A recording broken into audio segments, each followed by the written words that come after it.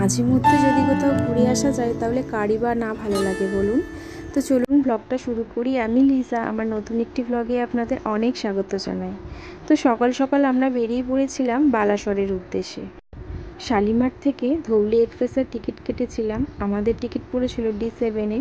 তো চলুন উঠে পড়ি ট্রেনের মধ্যে। তো উঠে লাগেজপত্র সব ঠিকঠাক রেখে দিয়ে যে যার সিটে বসে পড়েছি। আর ট্রেনও সময় মতো 9:15-তেই ছেড়ে দিয়েছে। ট্রেনের টিকিট পার হেড 120 করে। আমার মাম্মামও বেশ মজা করতে করতে যাচ্ছিল। তো ট্রেন ছাড়ার কিছুক্ষণ পরে আমাদের খিদে পেয়ে গেছিলো। সকালে আমরা ডিম সিদ্ধ করে নিয়েছিলাম আর কচুরি আর তরকারি কিনে আনা হয়েছিল। তো এই সুন্দর প্রকৃতি দেখতে দেখতে যাচ্ছিলাম। আসলে পার্থকে কাজের জন্য উড়িষ্যার মাঝে মধ্যেই নানান জায়গায় যেতে হয়। তো এবারে ওর কাজ ছিল বালাসরে, আর আমার ভাইকেও নিয়ে যাওয়ার ছিল। তো ও তাই আমাকেও সাথে করে নিয়ে নিয়েছে ঘোরাবে বলে। আর আমাকে যাতে হোটেলে একা না থাকতে হয় তাই আমি মাকেও নিয়ে নিয়েছি। তো এই সুন্দর প্রকৃতি দেখতে দেখতে 3 ঘন্টা 50 মিনিট জার্নি করে আমরা পৌঁছে গেছিলাম বালাসর স্টেশনে। তো এখান থেকে প্রথম কাজ আমাদের এবার স্টেশন থেকে বেরিয়ে গিয়ে হোটেল খোঁজা। যেহেতু আমরা আগে থেকে হোটেল বুক করে আসিনি, তো কয়েকটা হোটেল দেখে আমরা এই হোটেলটাতে উঠেছিলাম। এই হোটেলটার নাম হচ্ছে স্টার নাইট। আগে পার্থ আর আমি একবার এসে ভেতরটা দেখে গেছি। চলুন আপনাদের সাথেও শেয়ার করি ভেতরটা কেমন। তো এখানে রিসেপশনের ফর্মালিটি যা ছিল করে আমরা এবার ভেতরের দিকে যাচ্ছি। আমাদের ফ্লোর পড়েছিল 3rd ফ্লোরে। এখানে লিফট ফেসিলিটি ছিল, আমরা লিফটে করে ওপরে যাব।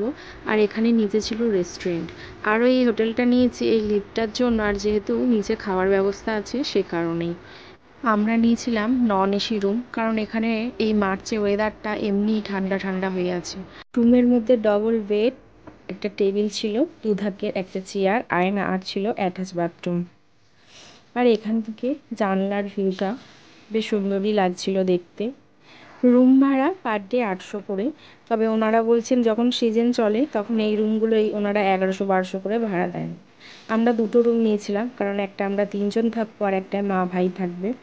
রুমের মধ্যে বসেও খাবার অর্ডার করতে পারা যাবে, মেসে দিয়ে যাবে, কিন্তু আমরা নিচেই যাব খেতে। তো ফ্রেশ হয়ে রেডি হয়ে গেছি নিচে খেতে যাওয়ার জন্য। নিচে চলে এসেছি। রেস্টুরেন্টটা খুবই পরিষ্কার পরিচ্ছন্ন।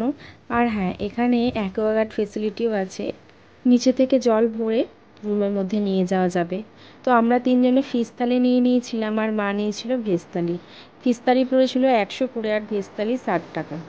তারপরে খেয়ে এসে মাম্মামের জন্য ওপরে এই যে চাল ডালের স্যালাডটা বানাচ্ছি, যেটা আমি বাড়িতে হোমমেড বানিয়ে রেখে দিই, চাল ডাল ছোয়ারা বাদাম সব দিয়ে। তো ওকে দুপুরে এটাই দেবো। তবে এখানে বাইরের ভাতের হোটেলগুলো 60 টাকা থেকে মাছ ভাত শুরু। এখানে বাইরেও খাবার হোটেল অনেক পেয়ে যাবেন, খুব একটা দাম বেশি কিছু নেই। তো দুপুরবেলা আমরা খেয়ে দিয়ে রেস্ট নিয়ে সন্ধেবেলা বেরিয়ে গেছি। তারপরে আশপাশটা সব ভালোভাবে ঘুরবো একটু, আর পরের দিন সাইট সিনের জন্য অটো বুক করতে হবে। তো প্রথমে আমরা একটু ফুচকা খেতে এসেছি এখানে। তো এই ছেলেটার কাছে ফুচকা একদমই ভালো ছিল না, একদম বেকার জঘন্য মার্কা। আমরা একটা করে খেয়ে আর খাইনি। তারপরে এখানে ফালুদা খেয়ে অটো বুক করার জন্য অটোওয়ালার সাথে কথা বলে সব ফাইনাল করা হয়ে গেছিলো। এরপর আমরা ওখানে সব ঘোরাঘুরি করছিলাম, অনেকটা হেঁটে হেঁটে যাচ্ছিলাম এদিক ওদিক, কোথায় কেমন সব। তারপর একটা জায়গা থেকে এখানে পনির স্টিক নিয়ে বার্গার এসব খেয়ে তারপর আবার হাঁটায় রওনা দিয়েছিলাম। অনেকটা 1 কিলোমিটার 2 কিলোমিটার হেঁটে কিছুটা গিয়ে এই যে এই ফোয়ারাটা দেখতে পেলাম রাস্তার সামনে। খুব সুন্দর লাগছিল ফোয়ারাটা দেখতে। আমরা কিছুক্ষণ দাঁড়িয়ে দেখে আবার কিছুটা হেঁটে গিয়ে একটা পার্ক পড়েছে, তো সেই পার্কটায় গেলাম। এখানে কোনো রকম কোনো টিকিট লাগেনি, এমনি ভালো করে পার্কের ভিতরটা ঘুরছিলাম।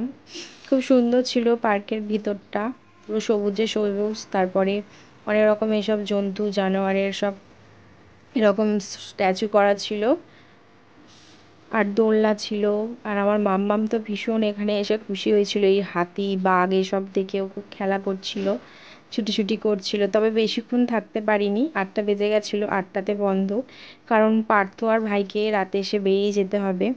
তো ওরা এসে বেরিয়ে গেছে, তারপরে আমি আর মা চলে যাচ্ছি রাতের খাওয়া দাওয়া করতে। আমি নিয়েছিলাম চিকেন বিরিয়ানি আর চিকেন বাটার মশলা, আর মা নিয়েছিল চানা আর রুটি। এতটা তো একা খেতে পারবো না, মাকেও দেবো। আর এই ব্লগটা এখানেই শেষ করছি, আর দ্বিতীয় দিনের সাইট সিনটা পরের ভিডিওতে শেয়ার করব। টাটা।